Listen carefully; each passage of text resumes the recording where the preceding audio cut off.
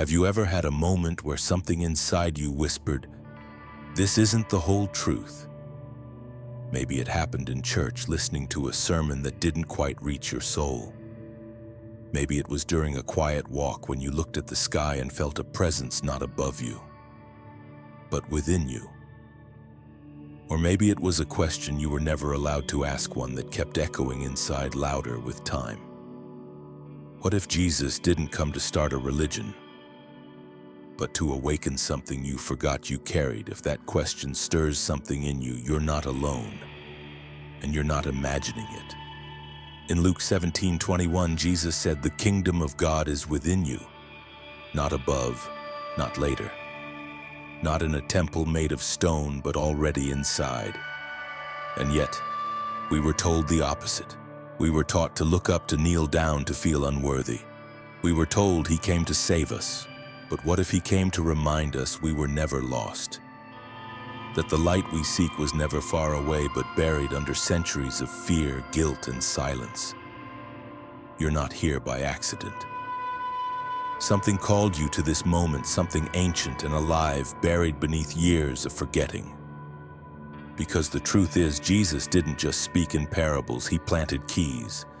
And once you begin to turn them, everything changes. Stay with me, because once you hear the first of his forbidden teachings, you'll never see him or yourself the same again. The mirror gospel. What if Jesus never asked to be worshipped, but to be remembered? From pulpits to cathedrals, we've been taught that his divinity was untouchable, set apart, a cosmic exception to human brokenness. Yet buried within the Gospel of John is a verse so disruptive it's almost never preached. Is it not written in your law, "I said you are gods"? John 10:34. Jesus wasn't elevating himself to the heavens, he was lowering a ladder to you. He wasn't showing off what you could never become.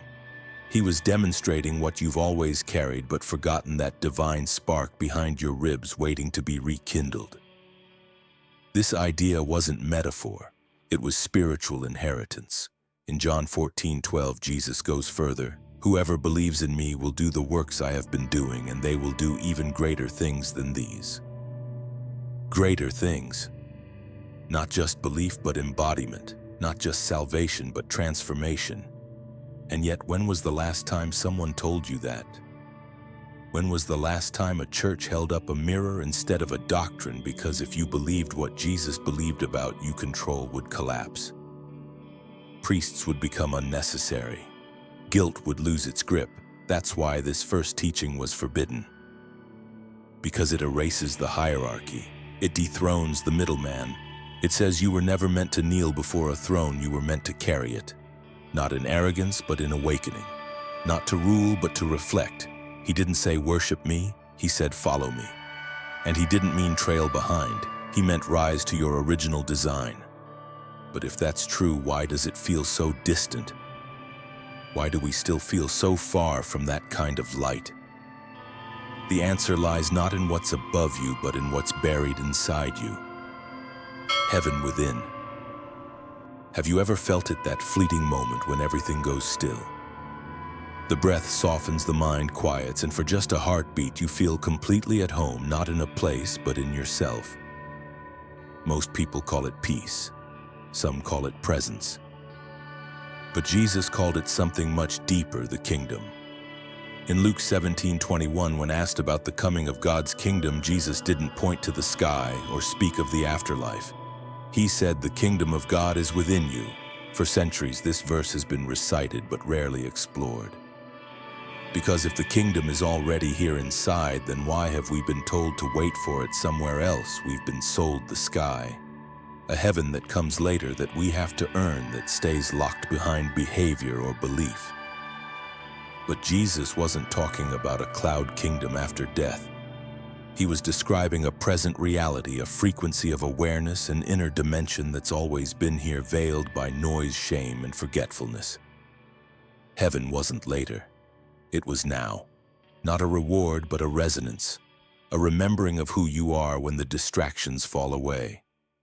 Not golden streets, but a golden stillness beneath the noise of the world. a return to divine alignment where the soul no longer chases worth because it remembers it never lost it. And that memory, that flicker behind your ribs, is not your imagination. It's not wishful thinking, it's home. But if heaven is already within you, why don't you feel it? What if the answer isn't about failure, but about forgetting? And what if sin, as we've been told, is not the end of the story, but the beginning of remembering sin as amnesia? For generations, sin has been described as a stain, something that disqualifies you from closeness with God, a permanent mark inherited or chosen that separates you from the sacred. But that definition didn't come from Jesus. It evolved over centuries, shaped by theology, power, and fear. In the original Greek of the New Testament, the word translated as sin is hamartia. It doesn't mean wickedness. It means to miss the mark.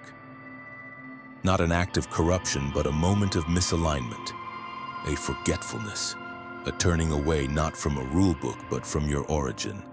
And that changes everything. Because what if sin was never the proof that you were broken, but the evidence that you had forgotten? What if it was spiritual amnesia? Think of the Genesis story. We're told the fall of humanity began with Eve eating the forbidden fruit. But what if that wasn't the beginning of sin, but the first spark of awakening? Some traditions, not all but some, have long held that the serpent in the garden wasn't simply evil but symbolic, a trigger for consciousness, an archetype of choice change and self-awareness. The fruit wasn't cursed, it was knowledge, and knowledge, real, experiential, personal, has always been threatening to systems built on blind obedience. This idea didn't come from thin air. The early Gnostics, some of the first followers of Christ outside the institutionalizing church, believed the true fall wasn't moral failure, it was forgetting where we came from. They believed salvation wasn't a transaction, it was a memory, a returning to the divine spark within. You weren't born fallen, you were born radiant, and then taught to look away from your own light. And if that's true, if the real weight we carry isn't guilt but disconnection, then what comes next may explain why your soul has always felt like it's searching through time itself. The eternal soul. Have you ever met someone for the first time and known them? Have you ever walked into a place you'd never been before and felt like you were returning? Those aren't coincidences, they're echoes. Your soul is older than you think. When Jesus stood before his disciples and spoke of John the Baptist, he said something that defied the limits of one lifetime. If you are willing to accept it, he is Elijah who was to come, Matthew 11:14. He wasn't being poetic. He was speaking of return, of memory in motion, of the soul's long spiral. Early followers understood this. Before doctrine closed the door, reincarnation, soul return was not heresy. It was history. The early desert mystics, the Jewish Kabbalists, and even the Gnostic communities all whispered the same secret: the soul circles. It returns not as punishment, but as progression. Not as failure, but as refinement. Each life another classroom. Each death a doorway. You are not a single page. You are a library. This is why the teachings of Jesus were so dangerous. Because a soul that knows it has lived before cannot be controlled by fear of a single death. A soul that remembers its origin cannot be manipulated by threats of hell or offers of reward. It walks in truth. It moves through illusion. It remembers. And so the church narrowed the lens, edited the scriptures, buried the teachings that reminded you that your soul is vast, luminous, and unconquerable. But you're not here by accident. If your heart has always carried a knowing, you couldn't explain a longing too deep for this lifetime alone. It's because your return has purpose. And if you've returned now in this moment, the question isn't just who you are, but what you came to reclaim. Mary the initiate. We were told Peter was the rock. But what if the truth was buried with Mary? The name Mary Magdalene often conjures images shaped more by medieval rumor than by scripture. For centuries, she was labeled a prostitute, a broken woman redeemed by grace. But that identity wasn't in the earliest texts. In fact, the Gospels never call her immoral. That label came later in the 6th century when Pope Gregory I officially conflated her with another woman in Scripture, a move historians now admit was more strategic than accurate. Why? Because the truth about Mary was too dangerous.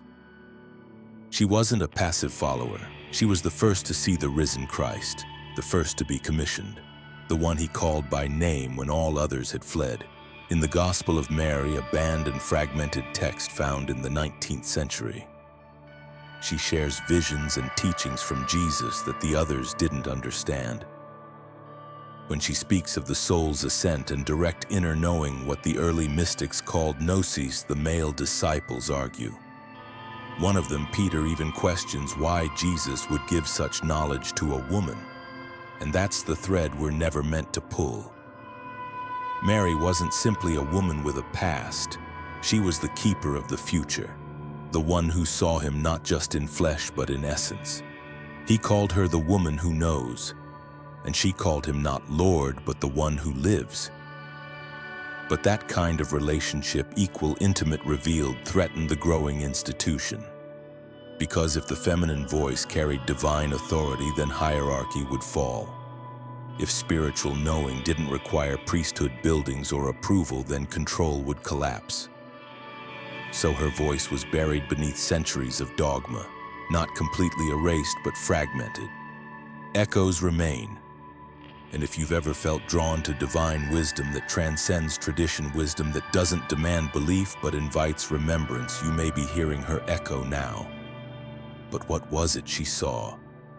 What teaching did she carry that made her so dangerous it had something to do with where we are and what we're not seeing?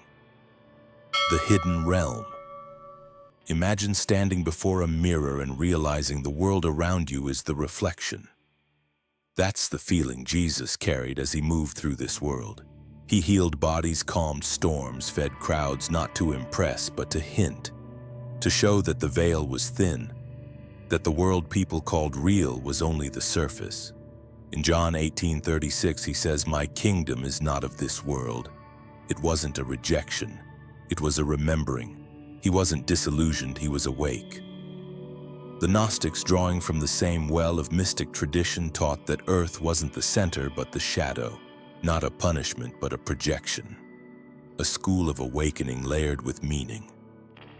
Plato said the same in his allegory of the cave, that we see only shadows cast by the real. But you don't need philosophy to feel this. You've felt it. That moment when life feels hollow, too scripted, as if you're playing a role you didn't choose. That ache, so many mistake it for sadness. But it's not depression, it's homesickness. Your soul remembers something purer, truer, a place not made of geography but of light. And the more you remember, the more this world starts to shimmer, not with magic but with memory. Because this realm, as beautiful and brutal as it is, was never meant to complete you. It was meant to awaken you. And if that's true, then the systems we've trusted, the roles we've played, and the stories we've believed about how things are may not be the real chains. The real chains might be the ones placed around your memory. So the question becomes, if you've been surrounded by illusions, who or what benefits from your forgetting the real enemy? We've been taught to fear a devil with horns and a pitchfork, a monstrous villain lurking in shadows, tempting souls and dragging the damned to fire. But what if that image was a distraction? What if the true enemy isn't a creature but a condition? Not possession, but disconnection. In the garden, it wasn't a devil that cast humanity out, it was a moment of confusion, of forgetting. And that forgetfulness has deepened over centuries, reinforced not just by sin but by systems. Systems that trained you to look up for God, never in, to bow before power but never stand in your own. Because once you forget where you come from, you'll believe anything about where you're going. And that's the point. You don't need shackles to be imprisoned. Just a mind clouded by noise, a heart buried under shame, a soul convinced it is separate. This is the real darkness, spiritual amnesia. When you forget that you are light, you'll live as if you are lost. And when you're lost, you're easy to lead, easy to guilt, easy to sell salvation to over and over again. But Jesus didn't point toward a monster. He pointed toward the temple, not the one built by men, but the one within you. The kingdom is within, he said. And still we were told to search the skies. It's time to clear the fog, to stop fighting cartoon enemies and start reclaiming divine memory. Because the real battle was never between you and hell, it's between your soul and the silence that's been forced upon it. But if you're waking up, if something in you is stirring, then what comes next is not instruction. It's ignition, awakening the flame. There's a moment in every journey when the seeker stops seeking. Not because the answers are found, but because the questions finally burn clean. That fire, it lives in you, not metaphorically, not symbolically, not literally. The ancient mystics called it the inner flame. The Gnostics called it the Christ within. And Jesus himself, he never said, "I alone am the light." He said, "You are the light of the world." That wasn't poetry. It was inheritance. He didn't want to be worshipped. He wanted to be remembered not as a figure, but as a mirror. Because what he became, you are becoming. That's the secret they feared most. That's why his teachings were buried beneath doctrine, tradition, and fear. Not because they were blasphemous, but because they were too powerful. If you knew the flame inside, you couldn't be extinguished. Would you still beg for light if you realized the kingdom is not a future place, but a present frequency? Would you still wait for heaven if you remembered that the Christ wasn't a name, but a knowing? What would change? You are not a sinner crawling toward mercy. You are a soul rising toward memory. And yes, this path will cost you. It will strip away what was never yours to carry. But what remains will not be hollow, it will be holy. The breath, the fire, the stillness behind your eyes, that is not imagination. That is source and form. So ask yourself, not do I believe, but do I remember, because this isn't just a story, it's a signal. And if you feel the flame awakening, don't let it go out. You are the return. Not all awakenings arrive in light. Some begin in silence, in a restless question, in a strange, holy ache that nothing in this world seems to answer. Maybe you've felt it drifting through systems that once promised truth, only to find yourself longing for something deeper, something older. Not more rules, but more reality. Not belief, but knowing. A kind of remembering that doesn't come from books or sermons, but from somewhere deeper, somewhere behind your ribs. Because the real message wasn't about escaping to heaven. It was about returning to yourself, to the light you were made from, the breath that never left you, the flame that flickers even now, waiting for your yes. This was the danger of Jesus' hidden teachings, not that they led people astray, but that they led them home. And in a world built on forgetting, remembering who you are is revolutionary. You don't need to be perfect to walk this path. You don't need to have it all figured out. You just need to start paying attention to what's always been pulsing beneath the noise, the quiet call to come back to what's real.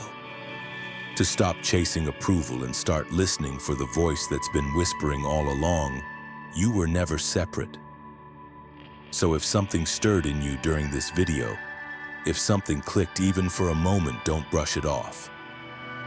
That flicker was the beginning of your turning. And if it helped you remember even one piece of who you are, then share it. Like this video, not for us, but for those still wandering. Comment "I remember" if your spirit echoed. And subscribe not to follow, but to stay connected to the current rising in you. Thank you for walking this far, for daring to look again, for remembering. Until the next revelation finds you, may you walk in light, speak in truth, and never forget you are not outside the kingdom. You are what returns it. Go in remembrance, go in light. You are the return.